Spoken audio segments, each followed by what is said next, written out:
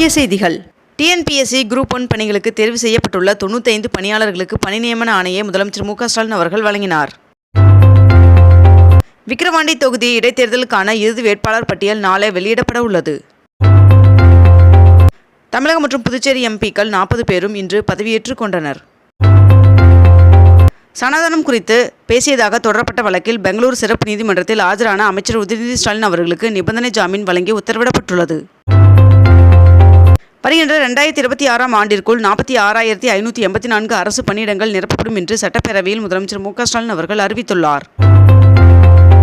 மதுரை பெங்களூருக்கு இடையிலான வந்தே பாரத் ரயில் நாளை முதல் இயக்கப்பட உள்ளதாக தெரிவிக்கப்பட்டுள்ளது. 22 கேரட் ஆபண தங்கத்தின் விலை சவரனுக்கு 160 ரூபாய் குறைந்து ஒரு சவரன் 53,440 ரூபாய்க்கு விற்பனையாகிறது. அதேபோல் ஒரு கிராம் வெள்ளியின் விலை 95 ரூபாய் 50 பைசாவாகவும் விற்பனை செய்யப்பட்டு வருகிறது. வெள்ளப்பெருக்கின் காரணமாக 2வது நாளாக குற்றால அருவியில் சுற்றுலா பயணிகள் குளிக்க தடை விதிக்கப்பட்டுள்ளது. நான் முதல்வன் திட்டத்தின் கீழ் நடைபெற்ற வேலைவாய்ப்பு முகாமில் தேர்வான 82 மாணவர்களுக்கு பணி ஆணை வழங்கப்பட்டது. சேலம் ஈரடுக்கு பஸ் ஸ்டாண்டில் பயணிகள் வசதிக்காக 2,50,00,000 ரூபாய் செலவில் அமைக்கப்பட்டுள்ள எஸ்கலேட்டர் சோதனை ஓட்டம் நடந்து வருவதாக தகவல் வெளியாகியுள்ளது. முதலமைச்சரின் கிராம சாலைகள் திட்டத்தின் கீழ் அடுத்த 2 ஆண்டுகளில் 10,000 கிலோமீட்டர் நீளமுள்ள ஊரக சாலைகள் 4,000 கோடி செலவில் மேம்படுத்தப்படும் என்று முதலமைச்சர் மு க ஸ்டாலின் அவர்கள் சட்டப்பேரவையில் தெரிவித்துள்ளார். மறைந்த முன்னாள் முதலமைச்சர் கருணாநிதி அவர்களின் பிறந்த நாளான ஜூன் 3ஆம் தேதியன்று செம்மொழி நாளாக கடைபிடிக்கப்படும் என்று தமிழ் வளர்ச்சி மற்றும் செய்தித்துறை அமைச்சர் மு பே சாமிநாதன் அவர்கள் அறிவித்துள்ளார். நீட் தேர்வை முழுமையாக ரத்து செய்ய வேண்டும் என்று மம்தா பானர்ஜி அவர்கள் பிரதமர் நரேந்திர மோடி அவர்களுக்கு கடிதம் எழுதியுள்ளார். தேசிய ஜனநாயக கூட்டணி ஆட்சியில் அமர்ந்த முதல் 15 நாட்களில் 10 பிரச்சனைகள் ஏற்பட்டுள்ளதாக காங்கிரஸ் எம்பி ராகுல் காந்தி அவர்கள் பட்டியலிட்டுள்ளார். தமிழகத்தில் கள்ளச்சாராயம் போதைப்பொருள் விற்பனையை தடுக்க நடவடிக்கை எடுக்க கோரி தமிழக ஆளுநரை இன்று சந்தித்து மனு அளிக்க உள்ளதாக அதிமுக பொதுச் செயலாளர் எடப்பாடி பழனிசாமி அவர்கள் தெரிவித்துள்ளார்.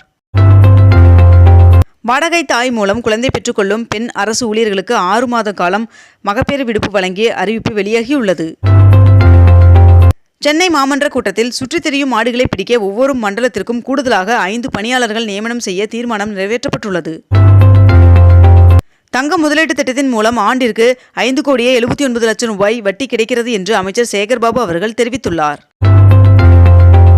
செவிலியர்கள் ஜெர்மன், ஜப்பான் உள்ளிட்ட வெளிநாடுகளில் எளிதில் வேலைவாய்ப்பு பெறும் வண்ணம் அவர்களுக்கு ஜெர்மன், ஜப்பான் மொழியை இலவசமாக அளிக்க ஏற்பாடு செய்யப்பட்டுள்ளதாக தகவல் வெளியாகியுள்ளது. இலங்கை கடற்படையால் சிறைபிடிக்கப்பட்டுள்ள 37 தமிழக மீனவர்களை மீட்க நடவடிக்கை எடுக்க வேண்டும் என்று வெளியுறவுத்துறை அமைச்சருக்கு முதலமைச்சர் மு க ஸ்டாலின் அவர்கள் கடிதம் எழுதியுள்ளார். தமிழகத்தில் இன்று கோவை, திருப்பூர், தேனி, திண்டுக்கல் மற்றும் நீலகிரி ஆகிய மாவட்டங்களில் ஒரு சில இடங்களில் கனமழை பெய்ய வாய்ப்புள்ளதாக வானிலை மையம் தெரிவித்துள்ளது. தமிழகத்தில் சோளம் சாகுபடியை ஊக்குவிக்கும் வகையில் சேலம், திருப்பூர், திண்டுக்கல், திருச்சி, மதுரை, திருநெல்வேலி உள்ளிட்ட 18 மாவட்டங்களில் 30 கோடியில் சிறப்பு திட்டம் செயல்படுத்தப்பட உள்ளதாக தெரிவிக்கப்பட்டுள்ளது. கல்வராயன் மலையை சுற்றுலா தலமாக தரம் உயர்த்துவது குறித்து நிதிநிலைக்கு ஏற்ப முதலமைச்சரின் உத்தரவு பெற்று நடவடிக்கை மேற்கொள்ளப்படும் என்று அமைச்சர் க ராமச்சந்திரன் அவர்கள் தெரிவித்துள்ளார். கள்ளக்குறிச்சி கள்ளச்சாராயம் விவகாரம் தொடர்பாக தமிழக ஆளுநர் RN ரவி அவர்களை நேரில் சந்தித்து தமிழக பாஜக தலைவர் அண்ணாமலை அவர்கள் கடிதம் வழங்கினார். போட்டித் தேர்வு எழுத வருகின்ற மாணவிகளுக்கு ஓரிரு நாட்களுக்கு தங்க விடுதி வசதி ஏற்பாடு செய்ய உள்ளதாக அமைச்சர் கீதா ஜீவன் அவர்கள் சட்டப்பேரவையில் அறிவித்துள்ளார். இத்துடன் இன்றைய தலைப்பு செய்திகள் நிறைவடைகின்றன. மேலும் இதுபோன்ற அண்மை தகவல்களை உடனுக்குடன் தெரிந்து கொள்ள நமது அக்னிபூ சேனலை சப்ஸ்கிரைப் செய்து கொண்டு தொடர்ந்து இணைந்திருங்கள். நன்றி, வணக்கம்.